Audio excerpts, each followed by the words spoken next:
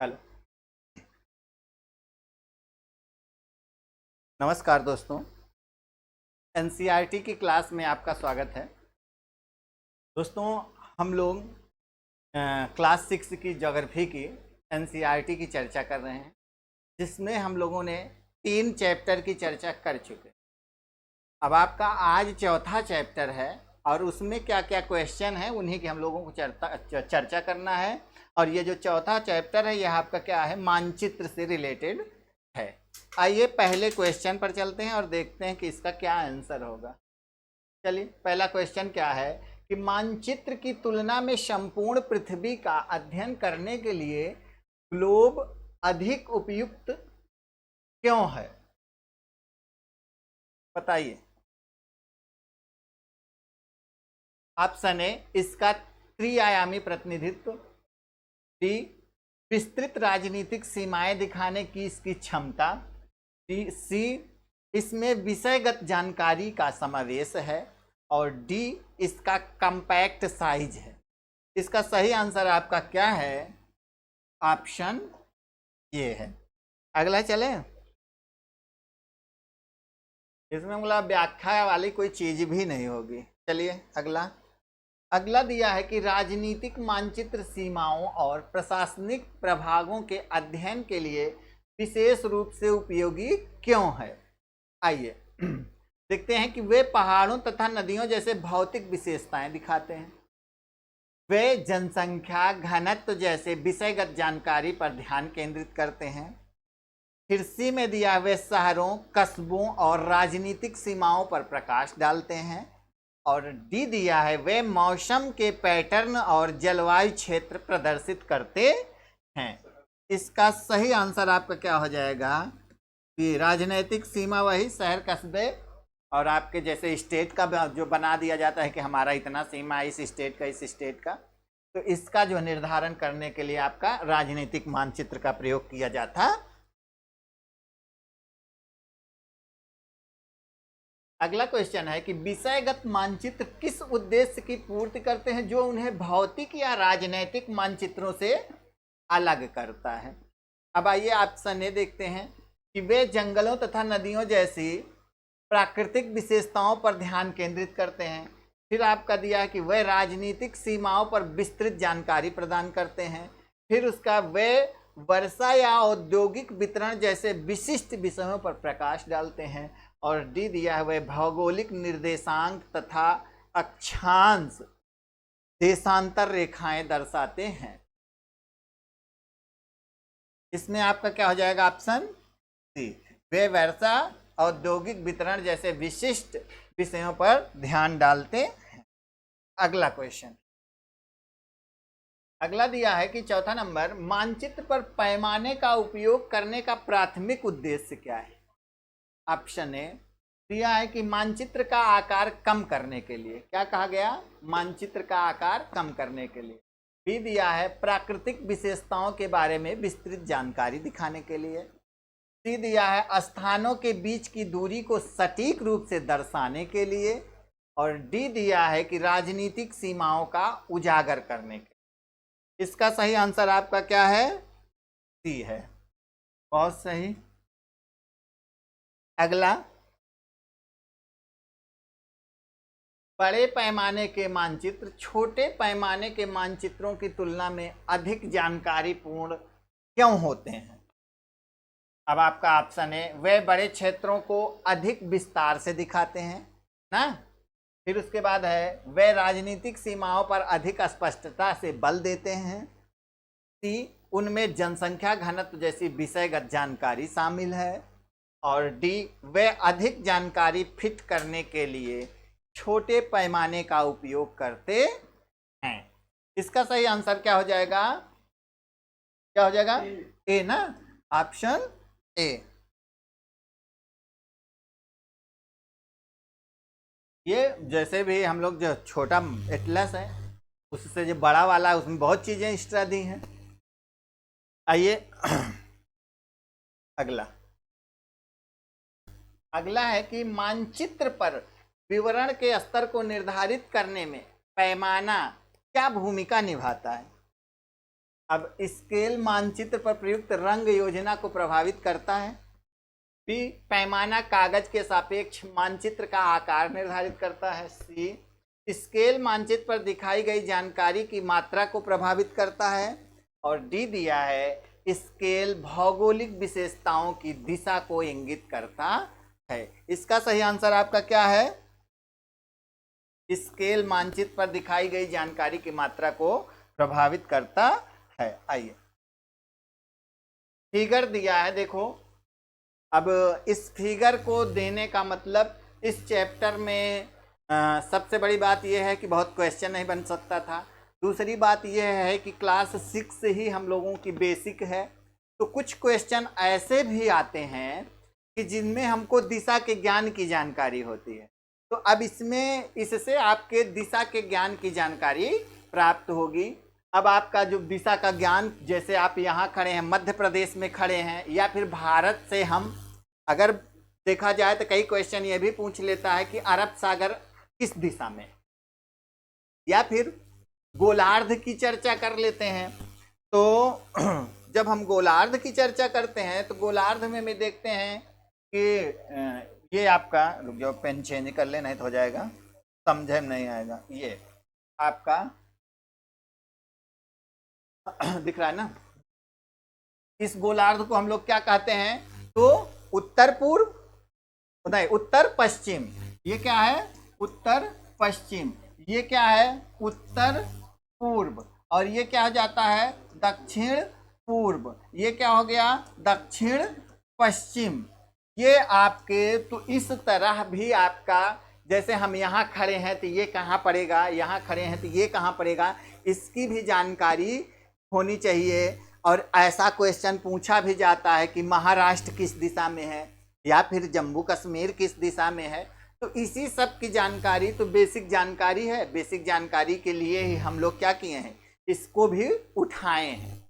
आइए देखते हैं, एक ये है, इसके बाद आपका इसी से रिलेटेड ये देखिए, हमारा जो है उत्तर तक, सॉरी, पूरा स्केल ही देखिए जो बनाया था मैं, वो आपका उत्तर है, फिर आपका उत्तर पूर्व, उत्तर पश्चिम, पश्चिम, दक्षिण पश्चिम, दक्षिण, और आपका दक्षिण पूर्व। ये दिशाएं आपकी हो जाती हैं इस फिगर के हिसाब से। आगे चलते हैं, अब इसी से रिलेटेड कुछ क्वेश्चन है। क्वेश्चन है कि 4.0 के आधार पर विकास के घर से सामुदायिक केंद्र और खेल के मैदान की दिशा क्या है? अब आप देखिए, आइए विकास का घर ऑप्शन देख लीजिए कि सामुदायिक केंद्र दक्षिण पूर्व, फिर आपका दिया है खेल का मैदान, और आपका खेल का मैदान उत्तर पश्चिम, फिर आपका दिया है सामुदायिक केंद्र, फिर आपका उत्तर पूर्व, और खेल का मैदान दक्षिण पश्चिम, फिर आपका दिया है कि सामुदायिक केंद्र उत्तर पश्चिम, खेल का मैदान दक्षिण पूर्व, फिर आपका डी में दिया है सामुदायिक केंद्र दक्षिण पश्चिम, खेल का मैदान उत्तर पूर्व। हम फिगर पर चलेंगे तो पकड़ में आएगा। अब आपका खेल का मैदान कहाँ है? प्लेग्राउंड ये है, और ये आपका क्या है? कम्युनिटी सेंटर है। तो अब विकास का घर कहाँ है? ये है। अब यहां से हमको देखना है कि ये किधर है और ये किधर है, दिख रहा होगा ना। अब आप चलिए ऑप्शन पे, ऑप्शन पर देखिए।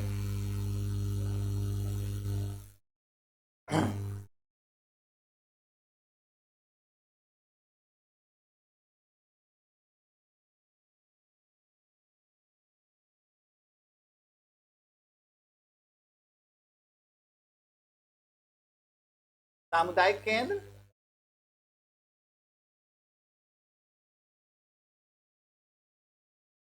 विकास का घर,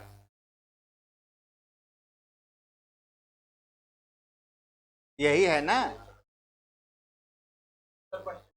ये उत्तर में हो गया, और आपका ये क्या हो गया? उत्तर पूर्व हो गया। ऐसा ऑप्शन नहीं बना क्या? हमको लग रहा है ना।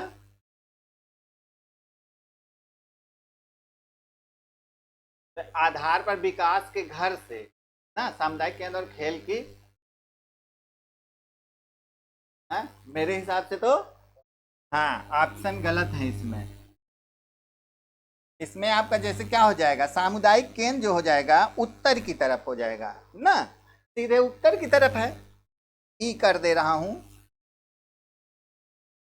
ई आपका, चलो ई ऑप्शन। इसमें आपका सामुदायिक केंद्र कहाँ है, सामुदायिक केंद्र आपका उत्तर है, उत्तर। और प्लेग्राउंड कहाँ हो जा रहा है, प्लेग्राउंड, प्लेग्राउंड आपका हो जा रहा है आपका उत्तर पूर्व, उत्तर पूर्व विकास के घर से।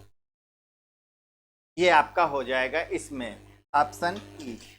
आइए अगला, अगला क्या दिया है कि जो आधार पर दुकानों से विद्यालय की दिशा क्या है।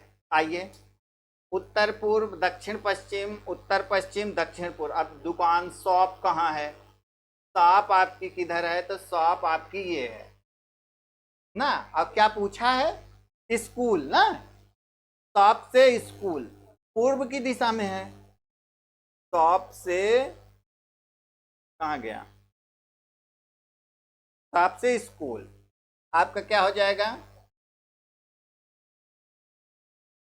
ऑप्शन में, उत्तर पश्चिम दिया है, दक्षिण पश्चिम दिया है, दक्षिण उत्तर पूर्व ना। इसमें आपका यही मारा जा सकता है, अगर मारा जाएगा तो, क्योंकि शॉप जो है ऐसे बनी है और ये ऐसे हो जाएगा, तो उत्तर पूर्व, सॉरी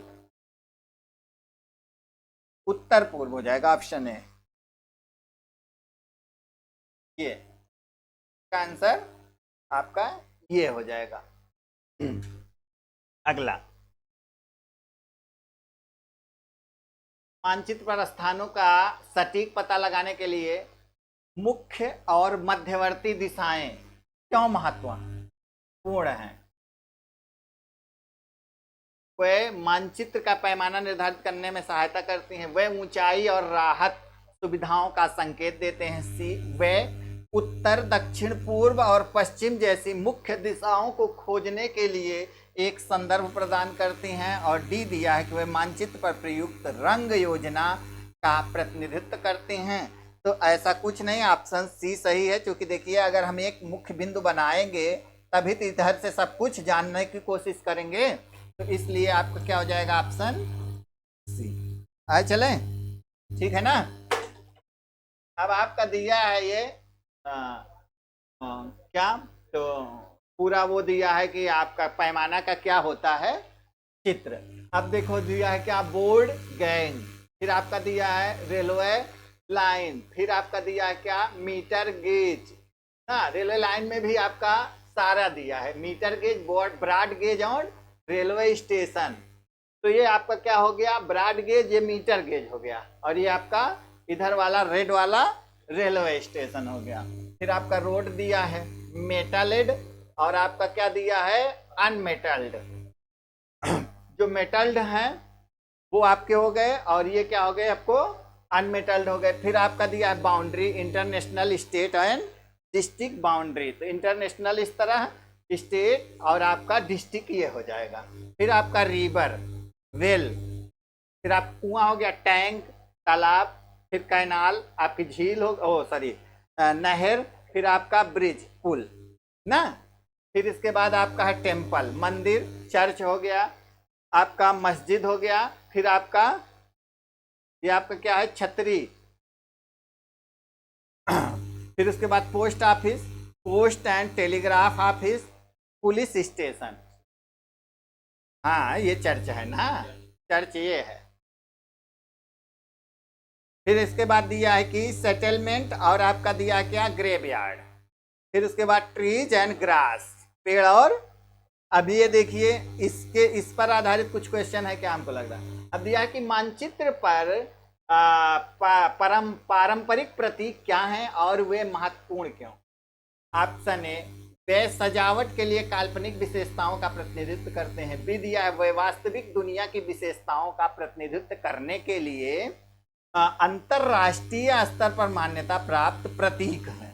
ये आपके अंतरराष्ट्रीय स्तर पर मान्यता प्राप्त प्रतीक हैं। और सी दिया है कि इनका उपयोग पाठकों को भ्रमित करने तथा मानचित्र व्याख्या को चुनौती देने के लिए किया जाता है। ऐसा नहीं है भाई, ना। सी दिए डी दिया है कि वे कलात्मक उद्देश्य के लिए उपयोग किए जाने वाले यादृच्छिक आकार और रंग हैं।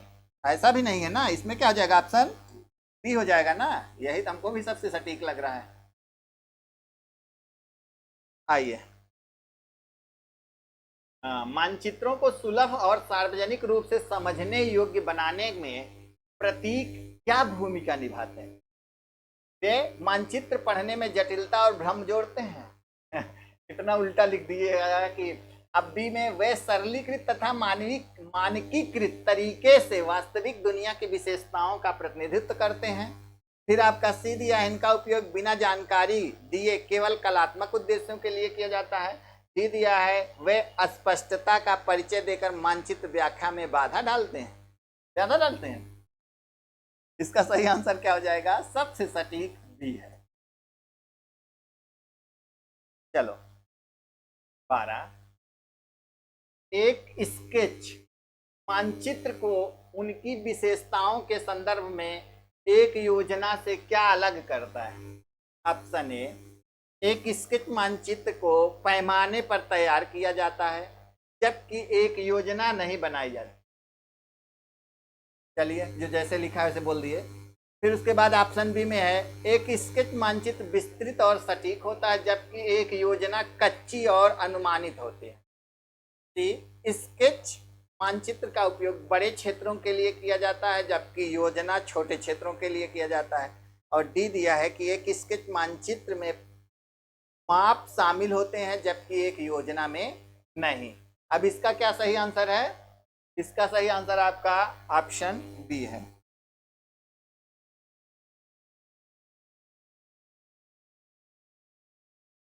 एक क्वेश्चन हमको लग रहा है लास्ट अपना है, इसमें इतना ही क्वेश्चन बन पाया। एक योजना किस उद्देश्य को पूरा करती है जो इसे बड़े पैमाने के मानचित्रों से अलग करती है। ऑप्शन ए, एक योजना का उपयोग दिशा निर्देश दिखाने के लिए किया जाता है जबकि एक बड़े पैमाने का मानचित्र विस्तृत जानकारी के लिए होता है। बी, एक योजना की माप शामिल होता है, एक योजना में माप शामिल होता है जबकि बड़े पैमाने के मानचित्र में ऐसा नहीं होता। सी में दिया कि एक योजना का उपयोग छोटे क्षेत्रों और विशिष्ट विवरणों के लिए किया जाता है जबकि बड़े पैमाने का मानचित्र व्यापक जानकारी के लिए होता है। डी आपका है कि एक योजना बिना पैमाने के बनाई जाती है जबकि एक बड़े पैमाने का नक्शा पैमाने पर तैयार किया जाता है। इसका सही आंसर आपका क्या है, ऑप्शन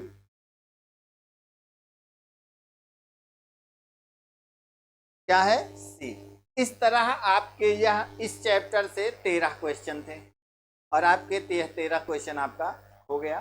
तो अब हम अगले चैप्टर की चर्चा करेंगे नेक्स्ट क्लास में, नेक्स्ट डे। तो आज की यह क्लास यहीं तक, मिलते हैं नेक्स्ट क्लास में। Thank you all of you.